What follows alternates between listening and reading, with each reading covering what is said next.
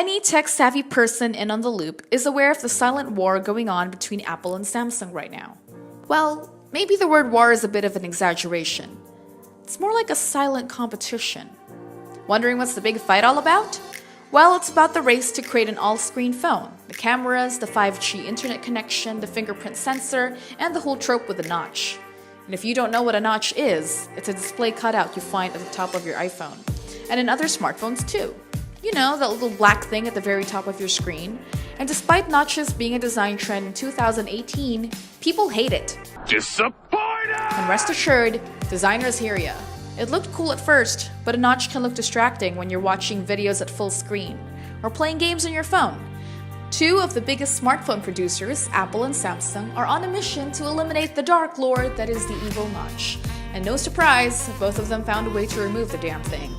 And while we're usually not one for taking sides in any debate involving the world's largest smartphone producers, today we'll be looking at this ongoing drama between Apple's and Samsung's upcoming models.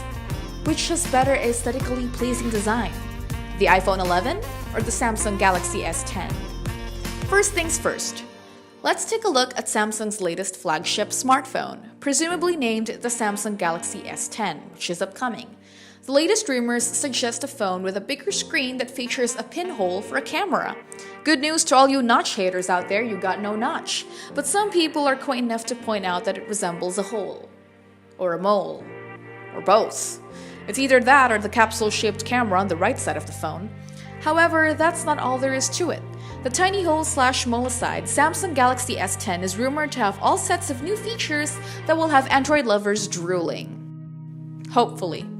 This notchless feature lets Samsung eliminate all bezels. Moreover, the screen is rumored to have a fingerprint scanner built in. It's also bound to be very powerful with the guaranteed inclusion of the Snapdragon 855.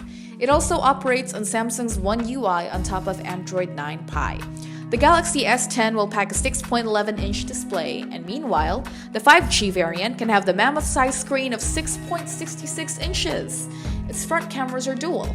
The triple lens rear camera arrangement is slated to place it on par with the Huawei P20 Pro. It features a triple lens setup, including a wide-angle lens and a telephoto lens. It basically means a 16-megapixel camera sitting above a 13-megapixel camera placed above a 12-megapixel camera. Random access memory is between 8GB and 12GB, and meanwhile, internal storage is anywhere between 128GB to 1TB. There are other rumors, including a self-healing property that guarantees an anti-scratch, anti-fingerprinting composition. And futuristic as it may sound, consumers want to see a new design. Dual to triple lens cameras, in-screen fingerprint scanning, better AR emojis, longer battery life, and a bezel-free look. On the other hand, we're a year away from the new iPhone 11, and deciding on an actual number or the Roman numeral is still up for consideration. 2018 saw the rise of many improvements in iPhone's Android competitors, especially in the cameras. Apple's a little behind in the dual and triple row camera features, among other things, and unfortunately, it's paying the price dearly. Apple as a company is doing fine as a whole, but iPhone sales have dropped. People don't feel the need to have a brand new iPhone anymore because there's just no X factor as of late. Nothing new to dazzle the masses, and that's why Apple is racing to catch up. And it just might. If the leaks and rumors are to be believed, the iPhone 11 will feature a Samsung screen. It's going to murder the notch too. This competitor-matching move was fueled by Samsung making fun of the iPhone X's notch. The iPhone 11 is all set to kill the need for a screen cutout. It might be the thinnest iPhone ever. That's all thanks to the new OLED panel, touch sensitivity baked right inside. It might also feature 3 lenses too, and these new cameras are offering advanced 3D sensing and make use of stereoscopic vision, dramatically improving augmented reality capabilities. Now you can talk to people in 3D view and see the world around them while you're FaceTiming. Fast charging in the form of Type-C is also a popular speculation. Furthermore, Apple's going to take 3D fingerprint scanning and sensoring to the next level. The iPhone 11 is all set to eliminate any further worries about handling your phone with wet or sweaty hands. Pretty neat.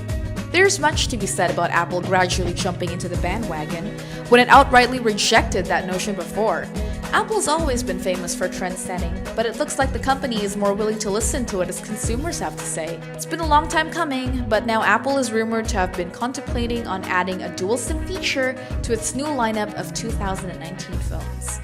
People want to see the iPhone 11 offering 5G support in response to Intel's release of the XMM8116 chip too. A redesign is the clamor of the crowd.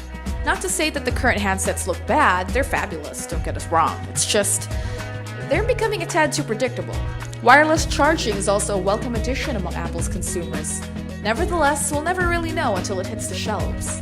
And with that said, we're compelled to ask, are you Team iPhone or Team Samsung? Let us know in the comments, won't you? And go ahead and leave a thumbs up on this video if you enjoyed it. Tap that bell icon and subscribe to ScoopFed TV for some very interesting tech updates. Thank you guys for watching, and we'll catch y'all next time.